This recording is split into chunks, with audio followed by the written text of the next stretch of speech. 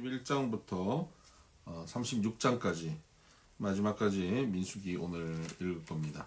민수기 전체를 보면 1장부터 25장까지 나눌 수 있고요. 26장부터 36장까지 나눌 수 있다 이렇게 얘기했습니다. 그 기준은 인구조사입니다. 1장부터 인구조사를 시작해서 그 만나 세대의 40년 만나 세대가 아니라 출애굽 세대의 40년 그 광야 생활이 25장까지 나오고요. 26장은 이제 만나 세대, 다음 세대죠. 다음 세대의 인구조사. 그리고 나서 이제 요단 건너편 동편에서 마지막 점검하고 이제 그 입성을 앞두는 내용입니다. 가나안 땅으로 들어가기 직전의 내용, 26장 이후의 내용입니다. 오늘 우리가 보는 21장부터 보면 21장부터 뭐 재밌는 스토리들이 많습니다. 불뱀 사건, 녹뱀 사건 아시죠? 예. 그래서 하나님 원망하고 모세를 원망해서 불뱀과 녹뱀 사건이 벌어집니다. 광야에 40년 지났는데 아직도 여전히 또 이렇게 물 때문에 이렇게 하는 모습 보면서 참 안타까운 마음 있습니다. 22장부터 24장까지는 발람과 발락, 좀 헷갈리시죠? 발람과 발락. 발락이 그 모압 왕이고요. 발람은 예언자입니다. 그래서 발락이 발람에게 이스라엘 사람들을 저주해달라고 부탁을 하는데 하나님께서 저주하지 말고 축복하라 그래서 3번 제사 지내고 뭐 저주하는 행위를 하려고 하다가 축복하게 되죠. 그러고는 서로 헤어지게 되는데요. 그리고 25장은 이스라엘 백성들이 그 모압 사람들의 게임에 빠져서 미디안 사람들이 게임에 빠져서 음행하게 되는 사건입니다. 그 음행의 사건으로 인해서 그들이 많은 사람들이 그곳에서 죽임을 당하게 되죠. 그렇게 25장이 끝나고 나면 이제 26장이 인구조사가 됩니다. 앞에 많은 사람들이 죽임 당하고 이제 새롭게 인구조사를 하는데 인구조사를 해보니까 출애굽할 때 있었던 사람들은 아무도 없었고 오직 갈렙과 여호수아만 그곳에 포함되는 것을 알게 되죠. 27장은 슬로보핫 집안의 딸들이 땅에 대한 정당한 요구를 하는 내용이 나오고요. 그러니까 이제 아직 가나안 땅으로 들어가지도 않았고 뭐 아직 전쟁을 시작하지도 않았는데 믿음이 대단합니다. 그곳에 들어가서 땅을 차지하게 될 때 자기들에게 그 땅에 대한 어떤 권리가 있다라고 하는 분명한 입장을 얘기하는데요. 정말 믿음이 있는 거죠. 아직 차지하지도 않는 땅에 대한 정당한 요구. 그 요구가 받아들여집니다. 28장부터 29장까지는 다시 한번 그 하나님 앞에 예배 드리는 것, 제사 지내는 것, 번제에 대해서 다시 한번 쭉 설명이 되고요. 그 외에 여러 가지 뭐 안식일이라든가 초하루라든가 6월절, 나팔절, 뭐 77절, 초막절 등등의 절기들이 쭉 나옵니다. 그래서 가서 이런 절기들을 잘 지키고 하나님 섬길 것을 요구하시고 또 30장에는 서원과 관련돼서 또 예외 규정을 말씀하시고요. 그리고 31장에는 또 하나님께서 그 앞편 25장에 나오는 그 부올에스의 그 음행 사건과 관련돼서 미디안에게 그 원수를 갚으라고 하시죠. 모세의 최후의 전쟁입니다. 모세가 마지막으로 치르는 전쟁. 이 전쟁으로 미디안에게 원수를 갚게 되는 것이고요. 32장은 르벤, 갓, 므낫세 반지파가 이 요단 동편 땅들을 다 차지하고는 그 땅에 자기들은 머물겠다고 요구하는 내용이 나옵니다. 은혜롭지 못할 것 같은데 은혜롭습니다. 33장은 그 출애굽부터 지금까지의 여정을 쭉 정리했습니다.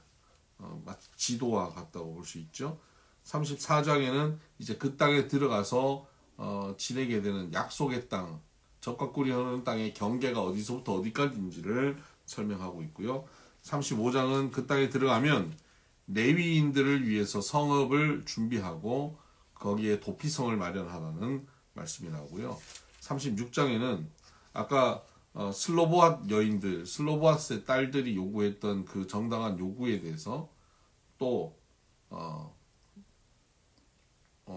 좀 보완해야 될 법이 있으니까 그 부분을 보완하자는 제안이 있고 그걸 보완하는 내용이 나옵니다. 네. 뭐 내용은 좀 긴 것 같은데 되게 재밌는 내용들이 많습니다. 그래서 오늘 즐겁게 읽으실 수 있을 것 같고요. 제가 나누고 싶은 묵상 포인트는 뭐 여러분들 많은 부분들이 오늘 읽으시면서 묵상 포인트가 있으실 텐데 제가 나누고 싶은 묵상 포인트는 민수기 22장 19절, 20절 말씀인데요. 이 발락이 사람들을 보내서 자기에게 오라고 발람을 초청하는 겁니다. 한번 거절했는데 그 다음번에는 더 많은 재물을 보내고 더 높은 사람들을 보내서 더 그를 간절하게 요청하고 있습니다. 그에 대한 발람의 대답입니다. 그런즉 이제 너희도 이 밤에 여기서 유숙하라. 여호와께서 내게 무슨 말씀을 더 하실는지 알아보리라. 밤에 하나님이 발람에게 임하여 이르시되 그 사람들이 너를 부르러 왔거든 일어나 함께 가라. 그러나 내가 내게 이르는 말만 준행할지니라. 발람은 여호와 하나님께서 가지 말라고 분명히 말씀하시는 것을 그 전에 들었습니다. 그래서 안 가겠다고 했습니다. 그런데 또다시 사람을 보냈습니다. 그러니까 발람이 어떻게 얘기합니까? 내가 하나님 말씀을 어겨서 너희들을 따라가지 못하겠다고 말하고 난 다음에 19절에 그런즉 이제 너희도 이 밤에 여기서 유숙하라. 여기서 유숙하라는 거예요. 굉장히 호의적이죠? 사랑이 많죠? 그런 거 아닙니다. 욕심이 있어서 그렇습니다. 여호와께서 내게 무슨 말씀을 더 하실는지 알아보리라. 이것이 발람이 멸망하게 되는, 발람이 망하게, 나중에 발람이 죽거든요. 죽임 당하는데 발람이 망하게 되는 결정적 말 한마디입니다. 하나님 말씀하신 걸 듣고 딱 단호하게 끊었어야 되는데 하나님 이렇게 말씀하셨으니까 내가 어떻게 하겠냐. 근데 오늘 밤에 여기 유숙해봐라. 혹시 내가 하나님께 한번 더 기도해보고 하나님 혹시 말씀을 뭐 하실지 한번 들어보자. 이건 욕심이 있었던 겁니다. 하나님이 말씀하신 게 분명한 것이 있음에도 불구하고 그가 욕심을 내는 거죠. 나중에 하나님께서 가라라고 말씀하시죠. 이건 정말 하나님이 기쁨으로 가라는 게 아니라 이미 발람은 가고 싶어 하는 것이죠. 그래서 하나님께서 너 그렇게 가고 싶으면 가거라. 그 보내고는 그 다음날 또 가는데 하나님의 사자가 나귀를 타고 가는 그를 막아서 뭐 나귀가 뭐 피하고 그래서 나귀를 두들겨 팼더니 나귀가 말을 하고 또 여호와의 사자가 나타나고 그런 스토리가 또 재밌는 스토리가 나오죠. 그런 과정 속에서 이제 발람이 가서 예언을 하는 그런 내용들이 있습니다.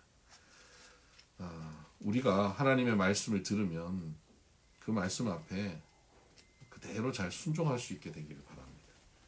하나님 말씀이 분명한데도 자꾸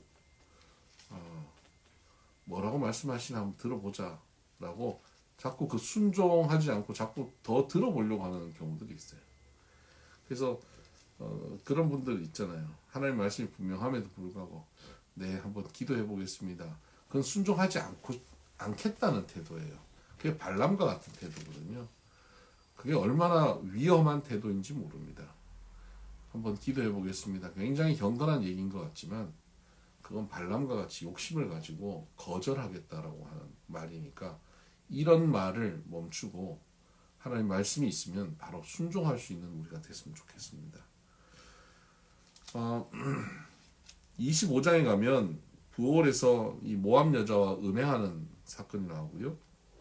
그것을 비느하스가 그 음행하는 남녀를 죽임으로 이 연병, 음행으로 벌어진 연병이 멈춥니다. 그때 연병으로 죽은 자가 2만 4천 명이 됩니다. 근데 이 음행하는 이 일이 바로 앞에 언급했던 그 발람의 꾀입니다. 발람이 저주는 못해, 이스라엘 백성들은 저주는 못했지만 아마도 발락에게 아이디어를 준 것 같아요. 내가 저주는 못하는데 그들에게 음행을 통해서 한번 유혹을 해서 한번 넘어뜨려 봐라. 그래서 여호와와 좀 그들이 나눠지게 만들어 봐라. 이런 꾀를 준 것 같습니다. 그래서 31장 16절에 보면 그것이 발람의 꾀라고 분명히 나옵니다. 31장 16절 보라 이들이 발람의 꾀를 따라 이스라엘 자손을 부올의 사건에서 여호와 앞에 범죄하게 하여 여호와의 회중 가운데서 연병이 일어나게 하였느니라. 예. 그러니까 이게 발람의 꾀이죠. 이래서 발람이 나중에 망하게 됩니다. 죽습니다. 네. 그렇게 하고 26장에 그 인구조사를 하는데요. 이 인구조사가 40년 전에 한 인구조사보다 1820명이 줄어듭니다. 그러니까 앞선 세대가 다 죽고 다음 세대들만 남는데 남은 그 다음 세대들이 1820명이 줄어들어요. 어떤 지파는 좀 늘기도 하고 어떤 지파는 조금 줄기도 하는데 전체적으로 1820명이 줄었어요. 근데 특이하게도 26장 14절을 보면 이는 시몬의 종족들이니 계수된 자가 22,200명이었더라 그랬습니다. 시몬 지파가 22,000명입니다. 22,200명입니다. 근데 이 숫자는 40년 전보다 37,100명이 감소한 숫자입니다. 너무나 줄었어요. 시몬이 확 줄었어요. 왜일까요? 25장 14절을 봅시다. 죽임을 당한 이스라엘 남자 곧 미디안 여인과 함께 죽임을 당한 자의 이름은 시므리니 살루의 아들이요 시몬인의 조상의 가문 중 한 지도자이며. 그래서 예상하기로 이 부올에서 음행을 했던 족속들이 바로 12지파 중에 시몬 지파가 아닐까. 그래서 시몬 지파가 죽임당하는데 대부분에 해당하지 않았는가라고 예상을 하고 있습니다. 그래서 한 지파가 이렇게 어려움을 겪게 되었다 하는 것을 보게 됩니다. 네. 그리고 28장에 가면 묵상 포인트 하나만 더 하겠습니다. 아침에도 제사 지내고 저녁에도 제사 지내는 상번제라고 하는 제사가 처음에 나오고요. 그 다음에 안식일 제사가 나오고 초하루 매달 초하루에 제사 지내는 것, 6월절, 77절, 그리고 일곱째 달 정월 초하루 또 제사, 이걸 나팔절이라고 하죠. 그리고 일곱째 달 10일 날 속죄일로 드리는 제사, 그리고 일곱째 달 15째 날부터 8일 동안 모이는 장막절, 수장절이라고도 하고 초막절이라고 하는 제사, 이런 제사들을 쭉 설명하고 있는데요. 28장에 하나님께서 이스라엘 백성들에게 가나안 땅에 입성을 하고 하나님의 백성으로 살아가는 그 성공적인 삶을 살게 하기 위해서 가장 강조하는 것이 제사입니다. 하나님께 예배하는 것, 즉 하나님과 교제하는 것을 말합니다. 아침 저녁으로 양을 잡아요. 상번제로 드리는 거예요. 한 달 처음을 또 예배를 드리며 시작하는 겁니다. 한 주간을 마무리하고 또 시작을 또 예배를 드리면서 마무리하고 시작합니다. 이것이 이스라엘 백성들의 삶이에요. 그러니까 이스라엘 백성들은 늘 하나님과의 교제의 틀 속에, 교제의 시스템 속에 들어가 있는 것입니다. 저는 여기서 하나님이 우리 인간에 대한 분명한 이해가 있으시다고 확신합니다. 사람은 그냥 은혜 한번 받았다고 그냥 가만히 있으면 그 은혜가 계속 증폭되고 성숙해가는 존재가 아닙니다. 사람은 가만히 두면 죄로 빠져들고 멸망할 자리로 가는 것이 사람입니다. 그래서 제가 자주 말씀드리는 것이 사람은 믿을 만한 존재가 아니라고 말씀드리는 겁니다. 근데 그 사람을 변화시켜 갈 수 있는 것은 오직 하나님의 은혜예요. 그래서 사람은 가만히 두면 안 되고 계속 하나님의 은혜 가운데 거하게 해야 하는 것입니다. 그래서 여러분, 한 사람의 어떤 인격을 우리는 온전히 신뢰할 수 없습니다. 아무리 저 사람이 좋은 사람인 것 같아도요, 그 사람은 완전히 바닥을 칠 수 있어요. 한 사람의 결단과 의지력, 그거 믿을 수 없어요. 사람은 언제나 변질할 수 있고 언제나 바뀔 수 있고 완전히 마귀가 그를 장악할 수 있습니다. 그래서 한 사람의 인격을 우리는 온전히 신뢰할 수 없습니다. 그러나 그 사람이 경건의 훈련을 통해 하나님과 친밀한 교제를 하고 있다면 그 친밀함은 온전히 신뢰할 수 있습니다. 여러분, 사람의 인격은 신뢰할 수 없지만 하나님과의 날마다 반복된 경건의 훈련을 통한 그 친밀함은 신뢰할 만합니다. 그래서 하나님께서는 우리를 이 경건의 훈련으로 부르고 계십니다. 저와 여러분은 신뢰할 만한 사람들이 아닙니다.